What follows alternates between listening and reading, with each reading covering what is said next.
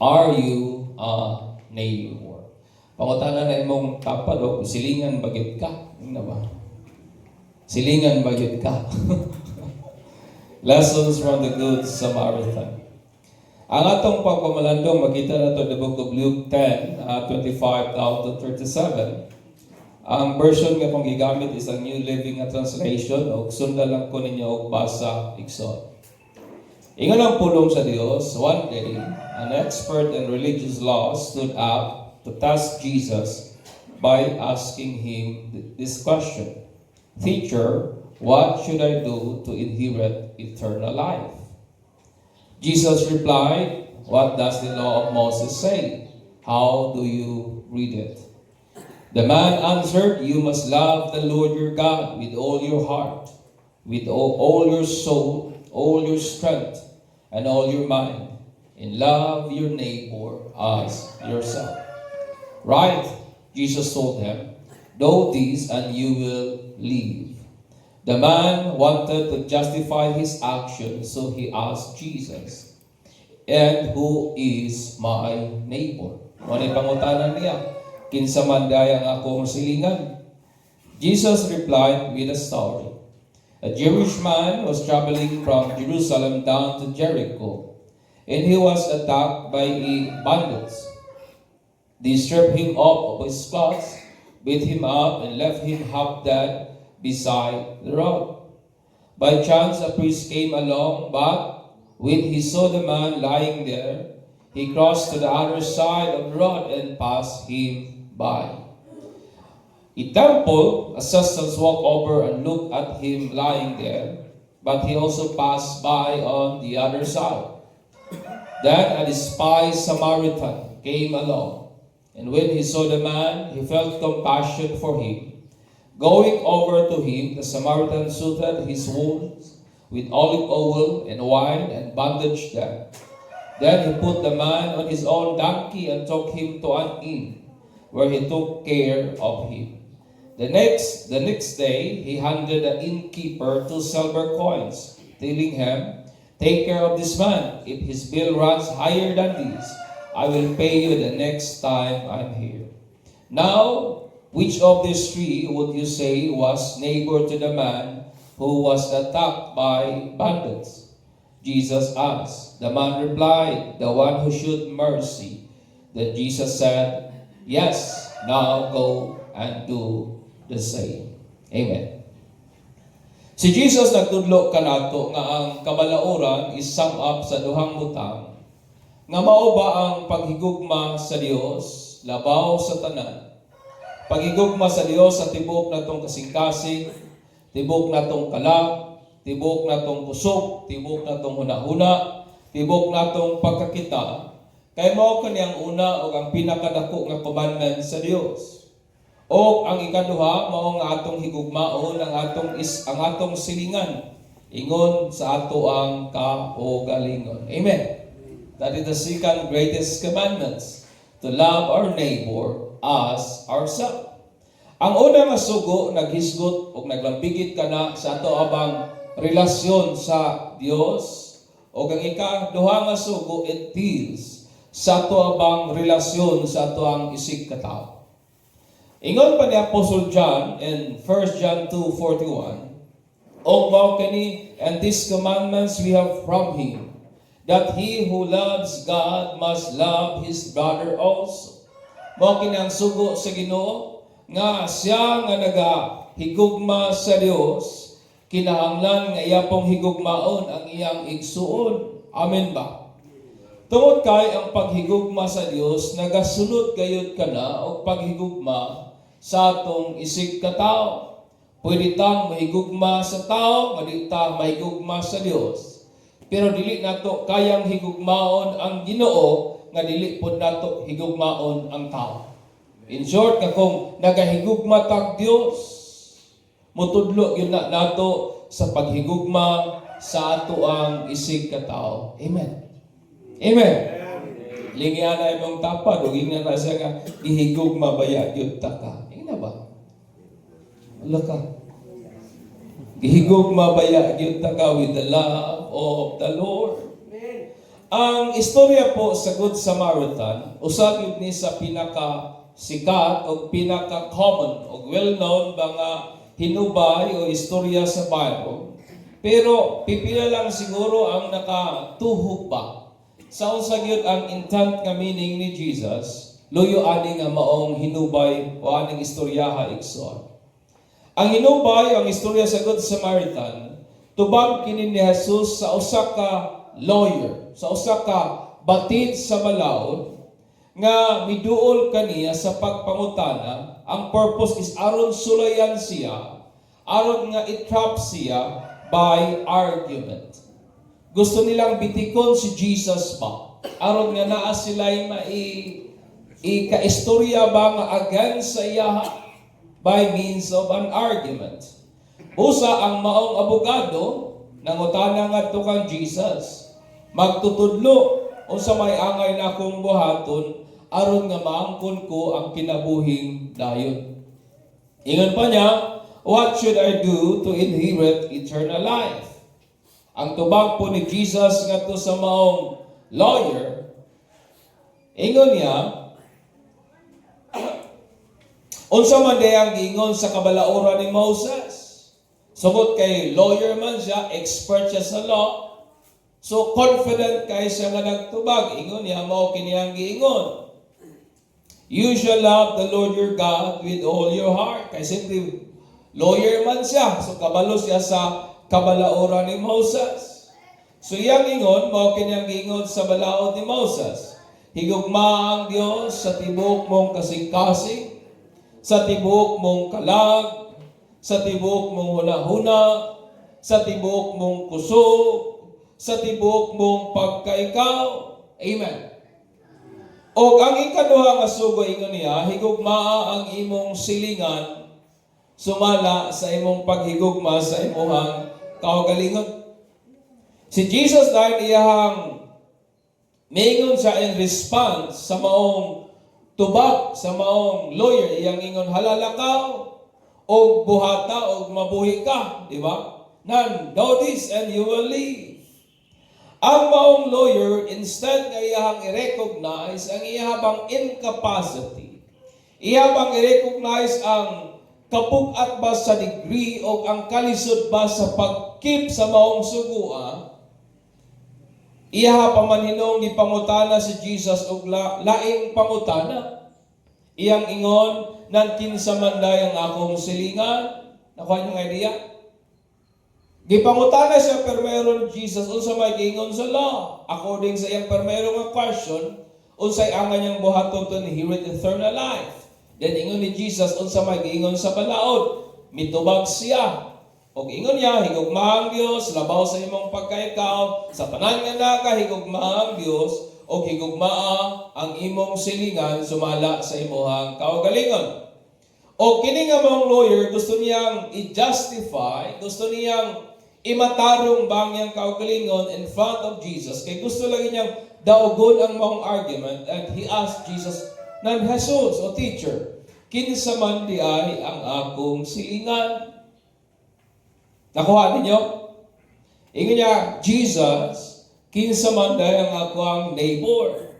Busa ang istorya sa Good Samaritan, mao kanay tubag ni Jesus sa maong pangutana sa maong lawyer, kinsa man di ay ang akong silingan? Who is my neighbor? Ang neighbor, it means someone nga duol nimo o kana nag-refer sa tanang tao. Amen. Amen. Ang neighbor, it is someone nga near sa imuha, and then kana bitang naglambigit na sa tanang matang, tanang klase sa tao. Tungod kay sa understanding sa mga Jews, only the full-blooded Jews are their neighbor. Sa huna-huna sa mga Hudyo, ang ila lamang ginaila nga silingan, kana lamang mga full-blooded nga mga Hudyo. Kanang mga Hudyo nga dili resulta sa mixed nga marriage. Kanang mga Jewish nga people nga way sagol nga laing rasa mga igsoon. Kay both iyang i-justify ang iyang dili maayong tinagdan, ang iyang maot nga treatment, ang iyang pag-discriminate, o or ang iyang hatred towards sa mga non-Jewish, especially nining mga Samaritans, mga igsoon. Kay ang mga Hudyo, maot kayong batasan sa ilahang tinagdan kung dili Hudyo. Nakuha niyo ang idea? Maot kayo sila og treatment kung dili Jewish ang ilahang ikaatuba. O na nga gustong i-justify sa maong batid sa balaw kay Hudyo man lagi ni siya. Kabahin pa sa iyang tinagdan sa banyang tamo na hingon siya ka Jesus, Lord, murag sipyat galing ka. Kay dili baya tanang tao atong silingan. Ay pa niya, kay according to him, ang silingan lamang yun niya nga gina-consider is ang mga Hudyo. And thus Jesus replied, aning hinubay sa Good Samaritan. Ang Samaritan o ang mga Jewish people igsoon may taas ni silang hinubay o lalong nga kasaysayan. Kabahin silang enmity o silang schism. Kabahin silang hatred sa isig-usa o sa ilahang sa ilahang division o sa ilahang pagbuwag mga igsoon. Panahon sa supremacy sa Assyrian Empire, ang northern kingdom sa Israel was been conquered by the invading Assyrian. Kabantay mo sa Bible nga i-conquer ang northern kingdom, that is Judah. And then ang gihimo sa Assyrian kingdom, tanan nga healthy, tanan nga mga batanon, tanan nga mga promising, katong mga brides, katong mga noble, katong mga intellectual, katong mga mapusla nila ba, ilang gi-exile ngadto sa Assyria. Nakuha niyo idea? So mao na silang Daniel, katong mga batanon nga mga lalaki nga mga kusgan, katong mga babae nga mapusla nila, katong mga healthy, katong way mga sakit, ilang gipanguha, gidala nila ngadto sa Assyria mga igsoon. O ang Judah at this time, ang ilahang gibilin kabaloon sa mga bata, mga masakiton, o mga tiguang. So, ang Judah at the time, nahimong dysfunctional nga kingdom. Kaya ang mga bride, gipanguha man. Katong mga ligog lawas, gipanguha man. So, nabinlan sila karon og mga tiguang. Kaya, di naman mapuslan. Gibidlan sila mga bata, di naman na mapuslan sa Assyrian nga mentality. Gibilin sa ilahatong may mga problema sa lawas o mga masakiton. Siguro kung sa atong nga time, katong daghang maintenance, katong mga high blood pressure, tagas o BP, ipangbilin. That what happened during their days. O ang Assyrian mga igsoon, nagbilin pa sila og mga tao nila to mix marriage with the remaining Judeans. So, siyempre, katong mga bata, managko naman to. So, ang mga Assyrian people, nagbilin sila og ilahang mga tao, ang purpose, aron nga minyuan katong mga nabilin nga mga Judeans, my friends. O kini nga mixed marriage, or impure nga marriage, according to the mindset of Jew, birthed the mixed race nga mo ang gitawag nato the Samaritans. Nakuha ninyo? So ang resulta karon sa mixed nga marriage, kining mga Samaritanhon mga igsoon. Tungod kay may mix sila nga kultura, may mix sila nga belief, in short kani nga klase nga race, halo-halo ni sila. Some of them believe sa kultura sa Assyrian og nahaluan sa belief sa kultura sa Jewish. Ang ilang custom, ang ilang practices mix, ang ilang belief mix, ang ilang marriage o ang ilang kaminyon igsoon mix gihapon. Amen. Nakuha niyo ang idea? Tungod kay sa dihang ang mga exiled na dayon o katong mga gi-conquer ba o gipang daog sa Assyrian, mibalik na sa Jerusalem o sa Judah aron i-rebuild ang wall. Kay siyempre mahuman man gyud tong tuig sa ilang exile. So sa diyang namalik na sila ngadto sa Judah, kining mga Samaritans, kining mga bunga ba sa mixed nga marriage, mi-offer sila og tabang. Pero ang mga Jewish nga people, ilahang gi-reject ang ilang help tungod kay, according to their belief, they are not pure and full-blooded Jews. Amen. So, sa idea sa mga Hudyo, siya ka, dili ni mo dawat sa inyong tabang kay kining pag-build sa wall, para lang ni sa mga pure nga Hudyo. Siya, dili man mo pure nga Hudyo, mga, kuan naman mo, mga mistiso man mo, mga impure man mo nga breed, mo na ingon sa mga Jewish nga people. So nasuko kining mga Samaritanhon, mga igsoon, so ang ilang gibuhat, naghibo silang several nga attempt aron mapahunong ang pag-rebel sa wall by insinuating false report ngadto sa Assyrian king. So mo ni sila tong mga nagasamok-samok during sa time ni Nehemiah pag-build sa wall, mga igsoon. Mo ning mga tao nga nagasamok-samok nila ba kay refuse man lagi ang ilang help because ang belief sa mga Samaritan may katungod sila nga mo participate in the reason nga may dugo po silang Hudyo. Pero kining mga Hudyo, di man sila mo dawat kay dili lagi sila full-blooded nga Jews. So pilay dagan sa istorya, ang nahitabo na po, kining mga Samaritanhon o kining mga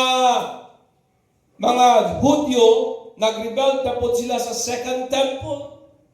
Ila na pong gitukod ang ikaduhang templo, sa pikas nga bahin, i-offer na po kining mga Samaritanong tabang, pero did-an gyapon sila, tungod lagi kay, dili lagi sila pure-blooded nga Hudyo.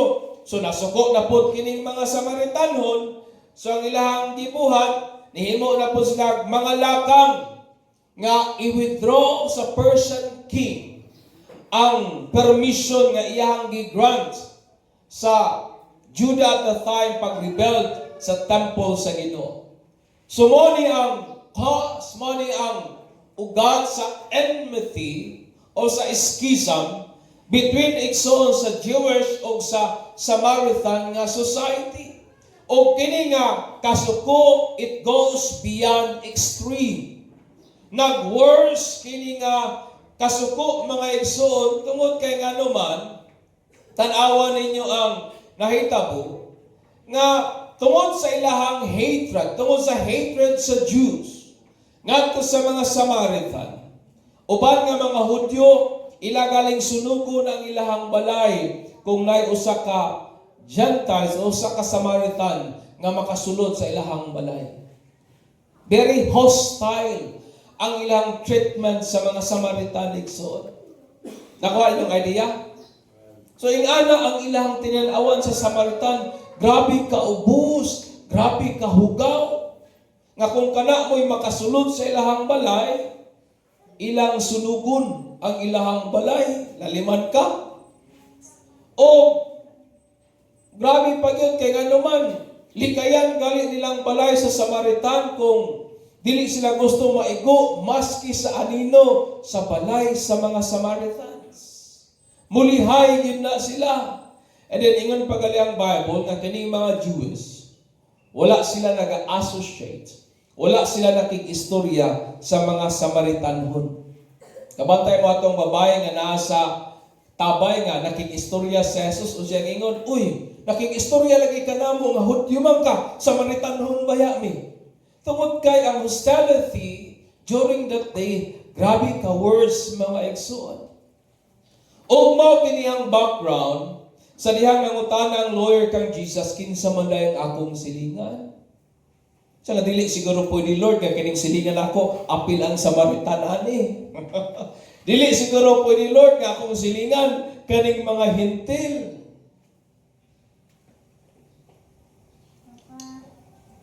Then Jesus, iyang gitubag ang maong lawyer sa iyang pangutanan, who is my neighbor? Tubag ni Jesus mao. A certain man went down from Jerusalem to Jericho and fell among thieves, who stripped him of his clothing, wounded him, and departed, leaving him half dead. So, nayo sa katao nga gitulis pa. And then, gitulis nga way gibilin. Gihubo man sa exod, naked din siya. Gikulata, and then ilahang gibilin sa dalan half dead, it means unconscious. Nakuyapan kay gikulata man, dagkutog samad siguro, dagkutog bulog kay gikulata man mga exod. Now by chance a certain priest came down the rock, and when he saw him pass by on the other side, so naipare, pagkakita niya sa maong tawhana, iyahang gilikayan. Lain na po, nala po yung sa kalibita, mauning mga Hudyo man sila, mga tao ba nga gabi ang discrimination towards sa mga Samaritan. Likewise, a Levite, when arrived at that place, came and looked and passed on the other side. So ang Levita, iyagi, iyara pong giusyoso, kung sa ato siguro itong panahon, nag-selfie na siguro to siya, and then may iyahan na pong gilikayan, pass on the other side. But a certain Samaritan, as he journeyed, came where he was, and when he saw him, he had compassion on him. Amen. Amen.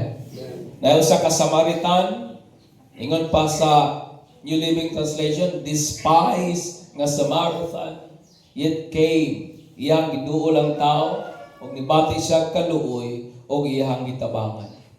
So he went to him and bandaged his wound, pouring on oil and wine, and set him on his own animal, brought him to an inn, and took care of him. On the next day, when he departed, he took out 2 denarii, gave them to the innkeeper, and said to him, take care of him, and whatever more you spend, when I come again, I will repay you. Amen. Grabe ang heart sa Samaritan. Ang priest o ang Levites, mga religious expert, mga religious nga mga tao, yet nonchalant sa kondisyon sa tao, home the thieves. Gibiyaan nilang hubo, home the thieves, gikulata, home the thieves, leave half dead or unconscious mga exod. Instead nga ilahang tabangan, ilahin noong gilikayan. Amen. Amen. Instead nga mo extend unta sila help, ilang gilikayan, and they go to the other side.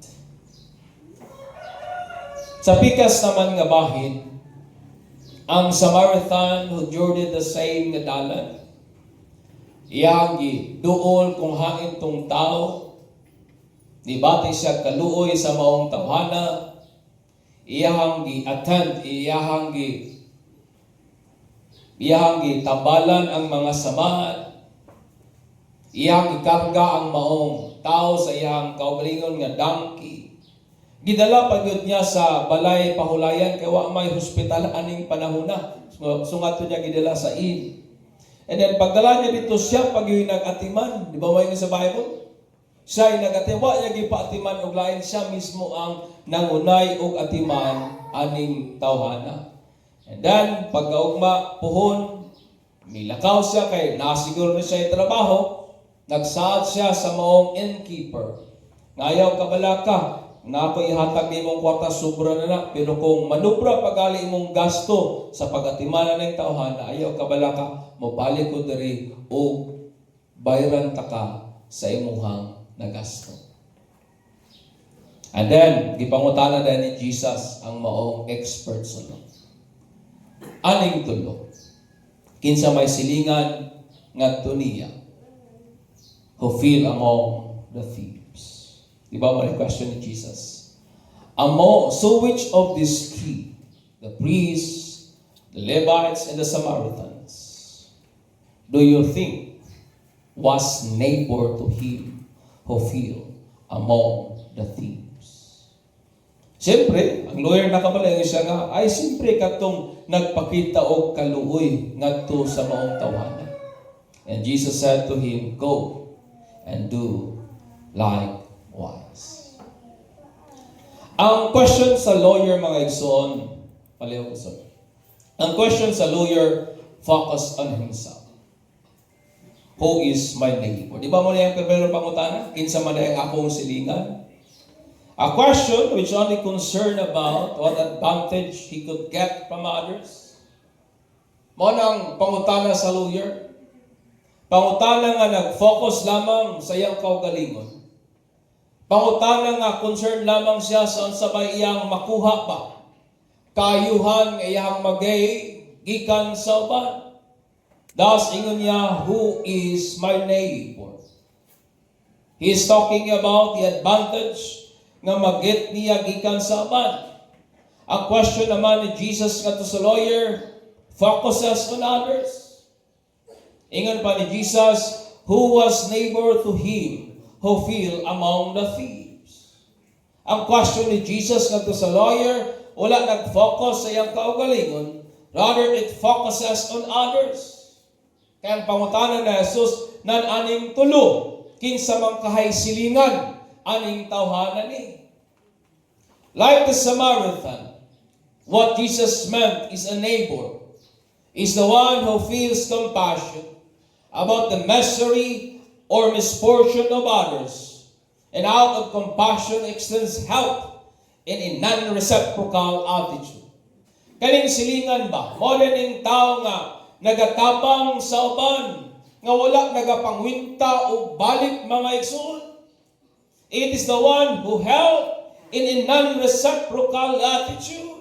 Kaya kung kita'y pabuton, ganahan yun ta mo tabang atong taong makasigurado ta, nga tabangan po ta, pag-abot sa mga kalisod sa kinabuhi. But Jesus here nagatudlo nato, kay gusto niyang makatunan sa mga lawyer.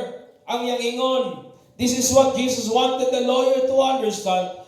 Don't ask who your neighbor is, but ask yourself, are you a neighbor? Amen. Dali lamang tang makapangutana, kinsa man kay akong silingan, kinsa ba kay makatabang nako, panahon nga nako sa mga panginahanglanon. Mo na question sa lawyer. Kinsa may makatabang nako in times of needs, because mo na akong silingan. Kinsa kay makatabang nako, panahon nga nako mga panginahanglanon. But ingon ni Jesus nga to sa lawyer, no, Isa. You're asking the wrong question. But Jesus said nga to sa lawyer, are you a neighbor? Tungod kay kita nga tao, we are always seeking the advantage magay nato gikan sa uban. But Jesus, iyang gi-change ka na nga perspective sa lawyer by asking sa lawyer, ako mangutana ko una nimo, silingan bagyud ka? Are you willing to help those who are in needs without expecting reform? Andam ba kang mutabang nga wa kay gi-ekspektar nga balos anang imong gitabangan? Andam ba kang mutabang? Tanawan ning Samaritan, wa siya kaila sa mong tawhana. Andam ba kang mutabang beyond your convenience? Andam ba kang mutabang beyond your comfort? Andam ba kang mutabang beyond your finances, capability, or capacity? Beyond, willing ba kang mutabang to the extent nga mayong ka bang ay kabalaka kanang ilahang nagasto, ako pud na ang kulian puhon out of kanang mercy, out of compassion, mga igsoon. Napabatali. Mo na pangutana daw na imong silingan, are you a neighbor? Are you a neighbor? Mo na pangutana sa Hudyo. Ginoo, kinsa man day akong silingan? Kinsa man day akong neighbor? And here comes Jesus, tell a story about the Samaritan. Kaya gusto niyang i-change ang perspective sa kanang abogado. Kaya kita nga tao, sayo lamang sa ato ang pagpangutana, kinsa kay makatabang nako ba? Pero imo na bang gipangutana imong kaugalingon, kinsa kay akong matabangan karon ba? That is the name. Amen. That is the neighbor. Kato, naa siyang kasing-kasing nga iyang una-una, kinsa kahi ako matabangan karon. Napa ba mo niya? O sa'yo nga ni Jesus. And Luke 6:32 to 34. If you love only those who love you, why should you get credit for that? Even sinners love those who love them. So, sa madaw kunoy, reward nato kung atong higugmaon, katong mahigugma rapod nato. And if you do good only to those who do good to you, why should you get credit? Even sinners do that much. Nga maski daw kuno ning mga taong makasasala, kahimo man sa ingon.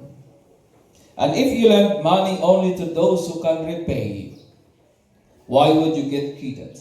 Even sinners would lend to other sinners for a full return. Amen. Wala akong pangutana sa matagosan nato karon. Are you a neighbor? Silingan bagit ka. Tungod kay aning kalibutana ang mga tao, sige kuna-una unsa kay akong makuha gikan sa akong isig ka tao ba? Unsa kay akong makuha? Because the neighbor is the one who think unsa kay akong maitabang sa uban. Amen. Because in one way or another, maginagmay o manidagko man sigurong butang, may maitabang gyud ta ngadto sa mga angay nga tabanganan. And that is the neighbor. The one who helps others without expecting return.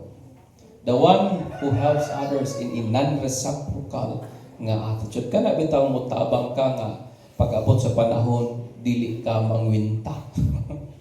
Kana bitaw mo tabang ka nga pag-abot sa panahon di ka maingon nga katabit ang panahon nga namo sa kalisod kitabangan ta mo. Karon nga naa ko sa kalisod naglikay-likay na mo because a neighbor is the one who help. Sama sa giingon ni Jesus. Mutabang without expecting any returns. Amen. Amen. Ingnan na mong tapat, silingan bayat ta ka. Ingnan. Silingan dahil ko nimo nga ba? Silingan ko nimo.